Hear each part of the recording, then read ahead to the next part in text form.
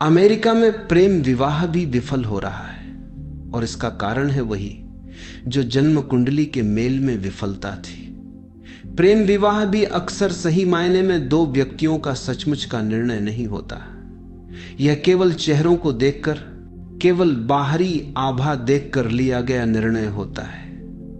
और ध्यान रखो, हम सब अपने चेहरों से दूसरों को धोखा देते हैं। अगर मुझे कोई अपरिचित स्त्री मिले तो मैं उसके साथ 1 घंटे तक जिस भांति व्यवहार करूं, वह व्यवहार मेरे किसी जीवन साथी के साथ 40 साल तक संभव नहीं है।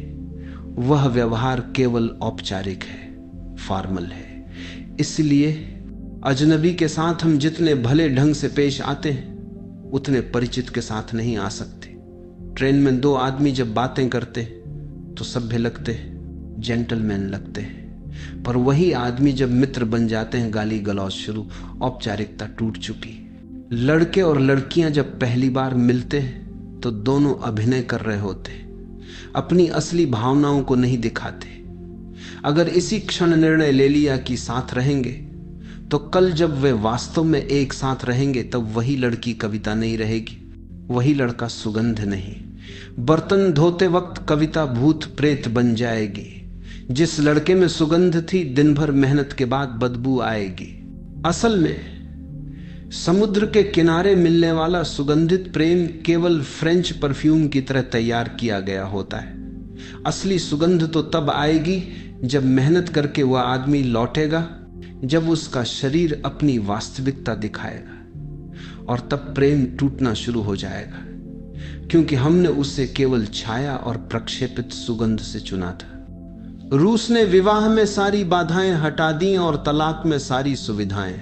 हमारे यहां उल्टा है। पूरी दुनिया में कहीं भी अगर 2 लोग विवाह करना चाहते तो समाज चिंता करता है, जांच पड़ताल, पूछताछ, समय देना। पर हमारे यहां कोई फिक्र नहीं, बस जल्दी में हां और शादी। पर होना यह चाहिए कि समाज कहे, अच्छा तुम 2 लोग विवाह का विचार कर रहे हो, ठीक है, लेकिन पहले 2 साल प्रेम में जियो, मिलो जुलो, नाचो, खेलो, मिलन का आनंद लो। महीने में हमें रिपोर्ट भेजते रहो कि अभी भी दिल वही है या बदल गया। और 2 साल बाद भी यदि निर्णय वही रहा तब विवाह हो। ऐसे विवाह में तलाक की संभावना बहुत कम हो जाएगी। और जब भी कोई तलाक चाहता है, उसे तत्काल सुविधा मिलनी चाहिए। इतनी सहजता कि यदि कोई व्यक्ति अदालत में कह दे मेरा विवाह समाप्त, तो दूसरे से पूछने की भी जरूरत ना हो। क्यों पूछे? यह संबंध टूट चुका है। अगर एक ने तोड़ दिया तो दूसरे की बनाए रखने की इच्छा कितनी मायने रखती है? कोई प्रयोजन नहीं। एक व्यक्ति बोले विवाह समाप्त तो विवाह समाप्त। रूस ने तलाक को बहुत सरल बना दिया। शुरुआत में सिद्धांतवादी चिंतित थे तलाक बहुत बढ़ जाएंगे, लेकिन आज रूस में दुनिया में सबसे कम तलाक है, केवल 5%। वहीं अमेरिका में जहां तलाक कठिन है, वहां 40% तक पहुंच गया। सोचो आदमी का मन कैसे काम करता है।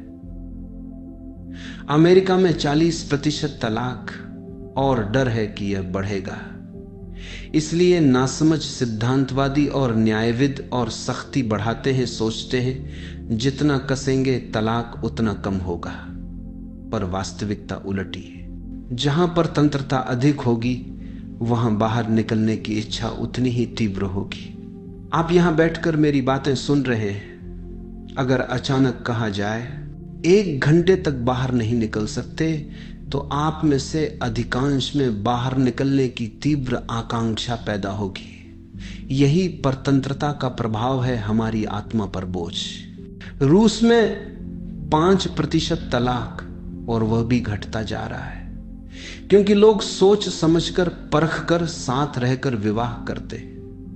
विवाह उनके लिए एक बहुत सोच समझा निर्णय है, जल्दबाजी का निर्णय नहीं। अमेरिका में प्रेम विवाह टूट रहा है, हिंदुस्तान में अरेंज मैरिज टूट रही है। और पुरातन पंडित कहते हैं देखो हम सही हैं, हमारे विवाह स्थिर है। पर वे भूल जाते हैं उनके विवाह स्थिर इसलिए है क्योंकि वे मृत व्यवस्था पर टिके हैं। वहां टूटने की संभावना नहीं है, क्योंकि जीवन ही आवश्यक नहीं है। और अमेरिका में जो टूट रहा है वह केवल प्रेम का दिखावा नहीं, प्रेम का चेहरा टूट रहा है। हम अभी तक प्रेम की वास्तविकता को जीने का अवसर नहीं देते। हमारी नैतिक व्यवस्था लड़के और लड़कियों को बांटती है। को एजुकेशन नॉमिनल है, लेकिन असल में लड़के और लड़कियां साथ नहीं हैं।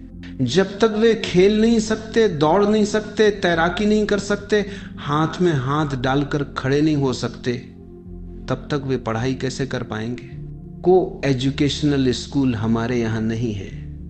लड़कियां बेंचों पर, लड़के दूसरी ओर, प्रोफेसर बीच में, किसी से पढ़ाई नहीं हो रही। यह को मिस एजुकेशन है। साथ मिलकर स्वीकार करने का तरीका नहीं है। प्रेम के लिए सिचुएशन चाहिए जहां स्त्री और पुरुष समान भाव से स्वीकृत हो, जहां खेल खेल में दौड़ रहे हों, हंस रहे हों, गपशप कर रहे हों और किसी को कोई डर न हो। यह आश्चर्यजनक है कि जिन कारणों से हम चिंतित हैं वे हमारे जीवन को विकृत कर रहे हैं। स्त्री और पुरुष के संबंधों को जब तक हम सहजता, स्वास्थ्य और निसर्गता के साथ नहीं स्वीकार करेंगे, नया परिवार नहीं जन्म ले सकता। पुराना परिवार विकृत है।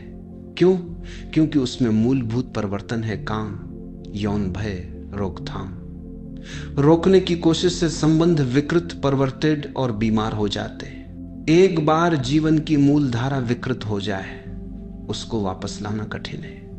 इसलिए उचित यही है कि जीवन की धारा को उसकी सहजता में स्वीकार करें। और जो पुरानी चिंताएं थीं, बड़ा डर यही था कि लड़के और लड़कियां अविवाहित अवस्था में संतति जन्म न दे दे। इसका उपाय केवल यह था, उन्हें दूर रखो। और ऐसे ऐसे मूर्खतापूर्ण उपाय किए गए जिनकी कल्पना भी मुश्किल है। एक मित्र ने मुझसे पूछा कि मैं परिवार के संबंध में कुछ कहूं। परिवार के संबंध में पहली बात मैं ये कहना चाहूंगा कि परिवार मनुष्य द्वारा निर्मित की गई प्राचीनतम संस्था है और स्वभावतः यही सबसे अधिक सड़गली, सबसे अधिक विकृत और दोषपूर्ण संस्था है।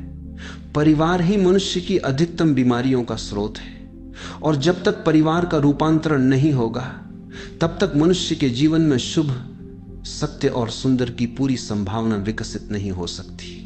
परिवार प्रेम से पैदा नहीं हुआ, बल्कि प्रेम को रोककर जन्म लिया। इसलिए सभी पुराने समाज प्रेम से पहले विवाह पर जोर देते रहे। पुरानी सभ्यताओं का आग्रह यही था, विवाह पहले, प्रेम बाद में। विवाह पर जोर देने का अर्थ केवल इतना था कि परिवार एक यांत्रिक व्यवस्था बन सके। और देखो, प्रेम के साथ यांत्रिक व्यवस्था का तालमेल बिठाना बहुत कठिन है। इसलिए जिस दिन दुनिया में प्रेम पूरी तरह मुक्त होगा, उस दिन परिवार आमूल रूप से बदल जाएगा। जिस दिन प्रेम को थोड़ी सी भी स्वतंत्रता मिली, उसी दिन से परिवार की नींव डगमगाने लगी। जिन समाजों में प्रेम ने जगह बनाई, वहां परिवार धीरे धीरे बिखरती हुई व्यवस्था बन गया। ये पहली बात समझ लो, हमने परिवार की नींव में प्रेम को काट दिया। परिवार केवल एक संस्था है, एक यांत्रिक व्यवस्था है, प्रेम की घटना नहीं। व्यवस्था में कुशलता हो सकती है, परंतु मनुष्य की आत्मा का विकास रोका जा चुका है। प्रेम व्यवस्थित नहीं किया जा सकता। यह सच है कि प्रेम अपने ढंग की व्यवस्था स्वयं लाता है। दो लोग यदि प्रेम करते हैं और साथ रहना चाहते हैं तो उनके पास एक अनुशासन होगा, एक ढांचा होगा।